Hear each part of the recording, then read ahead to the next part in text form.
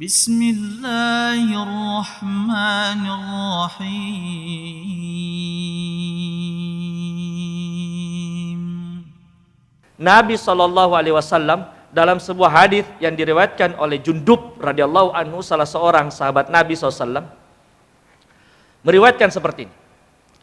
Kami itu ketika kami masih fattah, kami masih muda, kata para sahabat ini, kata Jundub, kami itu dididik, ditarbiyah oleh Nabi, iman dulu. Sekali lagi, dengar baik-baik, imannya dulu dibina, baru Al-Quran. Kemudian setelah kami mempelajari Al-Quran, zdadu imana, bertambah keimanan kami. Inilah metode terbaik Nabi SAW. Beliau mendidik imannya dulu, baru Al-Quran. Maka kata Jundub juga radhiyallahu anhu, saya heran. Hari ini, kata Jundub, di zamannya beliau bilang, hari ini orang tua atau yang merasa dirinya berilmu mendidik Al-Quran dulu, baru imannya anak-anak. Ini metode yang terbalik. Maka kata Abdullah ibnu Abbar, apabila engkau mendidik dulu Al-Quran kepada anak-anakmu, baru mendidik imannya, maka itu hal yang sia-sia, kata Abdullah ibnu Umar. Perhatikan baik-baik. Nabi itu mendidik imannya dulu, baru Al-Quran. Kalau kita hari ini, Pak, mohon maaf, alhamdulillah banyak bertebaran rumah hafiz, rumah tahfiz, segala macam, ini itu, ponpes tahfidz. Alhamdulillah kami juga punya tahfidz. Tapi kami coba memakai metode Nabi SAW. Bagaimana caranya mendidik imannya dulu, tauhidnya dulu, akidahnya dulu yang benar, baru diajari tahsinul qiraah, baru diajari membaca ilmu tajwid dan lain sebagainya, baru makhrajal hurufnya diperbaiki. Banyak begitu rumah tahfidz hari ini, dan kami sering kritisi yang terbalik pola pendidikannya. Sedangkan Nabi sebagai prototipe, contoh utama kita mendidik sahabatnya adalah imannya dulu, baru Al-Quran. Banyak ibu, ayahandaku yang dimuliakan oleh Allah, anak-anak hafid, hufat, penghafal Quran di sebuah rumah tahfiz atau ponpes tahfiz, tapi ketika mereka pulang ke rumahnya dan memegang HP-nya, apa yang terjadi?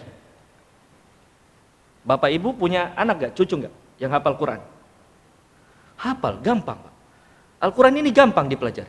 Tapi ketika dia pulang ke rumahnya, dia udah megang HP-nya, hilang hafalannya. Ditanya tentang apa itu tauhid, apa itu akidah, ditanya tentang 3 landasan utama kita dalam Islam, bagaimana mengenal Allah, ma'rifatullah, ma'rifatul Rasul atau ma'rifatul Nabi, dan ma'rifatul Islam, bagaimana mengenal Islam?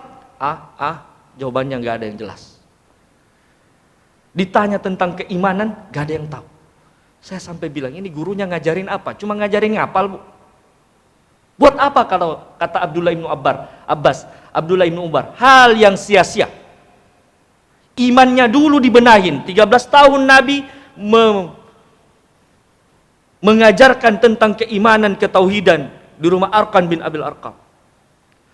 Ayah bundaku, siapa manusia kaum beriman yang pertama kali syahid? Siapa? Siapa namanya? Ya? Yang pertama kali syahid. Dan dari kaum mana? Laki-laki atau perempuan kah? Cara mendidik Nabi, Bu, dengan ditekan oleh kafir Quraisy jahiliyah, oleh tokoh-tokoh kafir Quraisy jahiliyah, tapi beliau mampu melahirkan satu keluarga namanya Ahli Yasir, keluarga Yasir. Dan istrinya Yasir, ibu daripada anak-anaknya itu Yasir, namanya Ummu Sumayyah. Ummu Sumayyah ini siapa? Ummu Sumayyah ini, Bu, manusia beriman pertama syahid di permukaan dunia ini adalah kaum Hawa, perempuan.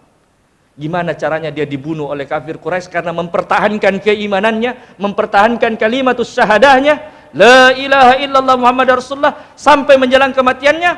Mohon maaf, beribu maaf, daun pelepah kurma itu diruncingkan sampai setajam-tajamnya, mohon maaf, dan ditusuk mulai dari kemaluan beliau sampai tembus ke kepala beliau.